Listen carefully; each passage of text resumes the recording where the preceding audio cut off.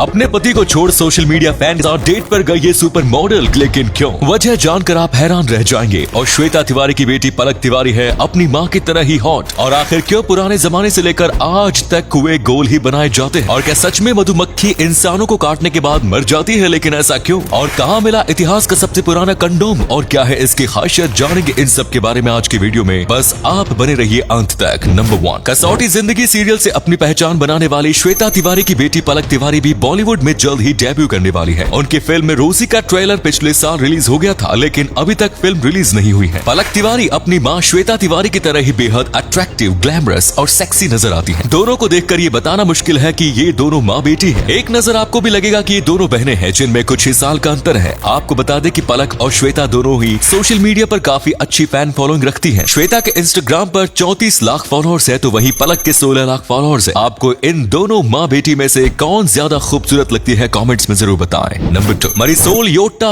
एक मशहूर मॉडल है। इनकी बोल्ड और कर्वी फिगर के चाहने वालों की संख्या लाखों में है। इंस्टाग्राम पर मारिसोल के 5.5 लाख से अधिक फॉलोअर्स है। साल 2021 में मारिसोल ने जर्मनी के अरबपति बिजनेसमैन बास्टियन लोटा से शादी की थी। बास्टियन भी अपनी लग्जरी लाइफ के लिए जाने जाते हैं। हाल ही में मारिसोल अपने फैन के साथ डेट पर गई और इसके लिए उन्होंने 2.5 लाख रुपए चार्ज किए। ऐसा मारिसोल ने अपने पति के साथ लगे शर्त के कारण किया। मारिसोल और बास्टियन में शर्त लगी थी कि कौन सोशल मीडिया के जरिए ज्यादा पैसे कमाता है। इसके बाद मारिसोल ने अपने सोशल मीडिया फैंस के साथ डेट प्लान की और इसके लिए 2.5 लाख रुपए चार्ज किए। नंबर 3, जब भी मधुमक्खी हमें काटती है तो उस जगह पर घाव हो जाता है और बहुत दर्द भी होता है। लेकिन आप में से बहुत कम लोग ये बात जानते होंगे कि इंसानों को डंक मारने के बाद मधुमक्खी मर जाती है। पहले तो आप ये जान ले कि मधुमक्खी बेवजह किसी पर हमला नहीं करती। जब भी उन्हें किसी प्रकार के खतरे का अंदेशा होता है, उसके बाद ही वो इंसानों पर हमला करती है। इंसान को डंक मारने के बाद मधुमक्खी का डंक इंसान के शरीर में ही फंस जाता है और बहुत कोशिश करने के बाद भी मधुमक्खी अपने डंक को बाहर नहीं खींच पाती।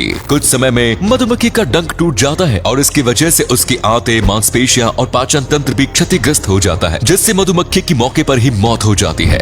नंबर 4, अपोलो 13 एक ऐसा मून मिशन है जो असफल होकर भी सफल रहा। 11 अप्रैल 1970 को नासा ने एक स्पेसक्राफ्ट चांद पर भेजा था, जिसमें कमांडर जेम्स लोवेल सहित 3 अंतरिक्ष यात्री सवार थे। लेकिन जैसे ही उनका स्पेसक्राफ्ट चांद के पास पहुंचने वाला था, अचानक उनके एक ऑक्सीजन सिलेंडर में ब्लास्ट हो गया। तीनों यात्री बहुत घबरा गए और लगने लगा था और उनका बचना मुश्किल लग रहा था। लेकिन तभी तीनों यात्री कमांड मॉड्यूल से निकलकर लूनार मॉड्यूल में गए और उन्होंने चांद की ग्रेविटी का इस्तेमाल करते हुए वापस धरती का रुख किया। 3 दिनों तक धरती पर सभी की सांसें अटकी रही, लेकिन अंत में वे तीनों अंतरिक्ष यात्री प्रशांत महासागर में सुरक्षित लैंड कर गए। वो मून मिशन तो फेल हो गया था, लेकिन तीनों यात्री सही सलामत धरती पर आ गए। ये एक बड़ी सफलता थी। नंबर 5, आपसे कोई पूछे कि भारत का सबसे महंगा होटल कौन सा है, तो आप शायद मुंबई के होटल ताज का नाम लेंगे। लेकिन आपको बता दें कि भारत का सबसे महंगा होटल जयपुर में स्थित है। होटल रामबाग पैलेस को इंडिया के सबसे महंगे होटल का दर्जा प्राप्त है। इस होटल को सन 1935 में बनाया गया था और ये कुल 48 एकड़ एरिया में फैला हुआ है। इस होटल के कोने कोने में आपको भारत की कला और संस्कृति की झलक देखने को मिलेगी। फिलहाल ये hotel Taj group of hotels द्वारा ही संचालित किया जा रहा है। इस होटल में एक रात रुकने का किराया 7.5 लाख रुपए है। आपको बता दें कि इस होटल में लॉर्ड माउंटबेटन से लेकर प्रिंस चार्ल्स तक कई विदेशी मेहमान रुक चुके हैं। नंबर 6, आजकल सभी कंडोम यूज एंड थ्रो आते हैं और ये कभी कंडोम रबर के बने होते हैं, लेकिन इतिहास में भेड़ की खाल से बने कंडोम्स का इस्तेमाल किया जाता था। स्पेन में खुदाई के दौरान एक बक्सा प्राप्त हुआ था, जिसमें से 200 वर्षों से अधिक पुराने भेड़ का खाल का कंडोम पाया गया। वैज्ञानिक ये कंडोम देखकर काफी हैरान थे कि पहले के समय में भी लोग गर्भ निरोधक के लिए कंडोम का इस्तेमाल किया करते थे। ये कंडोम गर्म दूध से धोकर बार बार इस्तेमाल किया जा सकता था। इस कंडोम की लंबाई 19 सेंटीमीटर थी। एक नीलामी के दौरान ये कंडोम 42,500 रुपए में नीलाम हुआ, जिसके बाद इसे दुनिया के सबसे महंगे कंडोम का दर्जा दे दिया गया। नंबर 7, ग्राफीन एरोजेल दुनिया का सबसे हल्का पदार्थ है, जिसकी खोज चीन के वैज्ञानिकों ने की है। ये पदार्थ इतना हल्का है कि एक फूल भी इसका भार आसानी से झेल सकता है। इसकी सोखने की क्षमता कमाल की होती है और अपने से 900 गुना अधिक तरल ये सोख सकता है। ग्राफीन एरोजेल सेमी सॉलिड होता है और इसे ग्राफीन और कार्बन नैनो ट्यूब्स की मदद से तैयार किया गया है। ये एक अच्छा इंसुलेटर माना जाता है और इसीलिए इसका इस्तेमाल इलेक्ट्रॉनिक गैजेट्स में किया जाता है। इसके अलावा स्पेस सूट्स में भी ग्राफीन एरोजेल का इस्तेमाल होता है। ग्राफीन एरोजेल का घनत्व 0.6 मिलीग्राम पर क्यूबिक सेंटीमीटर है। इससे पहले ग्रेफाइट एरोजेल को दुनिया का सबसे हल्का पदार्थ माना जाता था, जिसकी खोज अमेरिका के वैज्ञानिकों ने की थी। ग्रेफाइट एरोजेल का घनत्व 0.18 मिलीग्राम पर क्यूबिक सेंटीमीटर होता है। और अगले फैक्ट पर जाने से पहले इस फोटो को ध्यान से देखिए और बताइए कि आपको किसका फोटो दिखाई दे रहा है। इससे पता लगेगा आपका दिमाग और आपकी आंखें कितनी तेज है।